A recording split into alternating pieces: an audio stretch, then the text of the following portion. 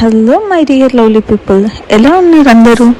చాలా రోజులు అయిపోయింది కదా మాట్లాడి. సో ఏం చేస్తున్నారు, ఎలా ఉన్నారు అందరూ? సో ఎలా ఉన్నారు ఒక కామెంట్ చేసేయండి. సో సండే వచ్చేసింది, ఏం స్పెషల్ చేద్దామని ఆలోచిస్తుంటే మా ఆయన వచ్చి ఏం చేయాలనుకుంటున్నావు ఆఫ్టర్నూన్ అని అడిగారు.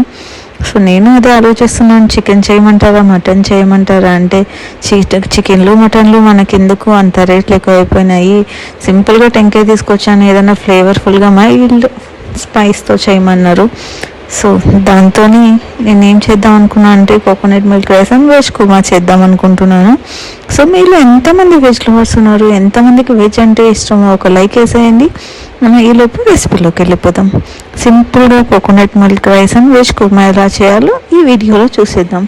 చాలామందికి తెలిసే ఉంటుంది, కోకోనట్ని బ్రేక్ చేసి బ్లెండ్ చేసి దాంట్లో ఉన్న మిల్క్ని ఎక్స్ట్రాక్ట్ చేసి దాన్ని యూస్ చేసి రైస్ కుక్ చేస్తాం సింపుల్ అండ్ ఫ్లేవర్ఫుల్గా. సో నేను అలానే నార్మల్ వేలోనే చేశాను. అలానే వెజ్ కుర్మాకు పారబాయిల్ చేసుకున్న వెజిటేబుల్స్ ఆనియన్ కట్ చేసుకుని సింపుల్ మసాలా అంతా మిక్స్ చేసి చేశాను. సో మీరు వీడియో చూస్తారు కదా, మీకు నచ్చిందా లేదా లైక్ చేయండి. Thank you for watching LML vlogs. Please like, share and subscribe to our channel.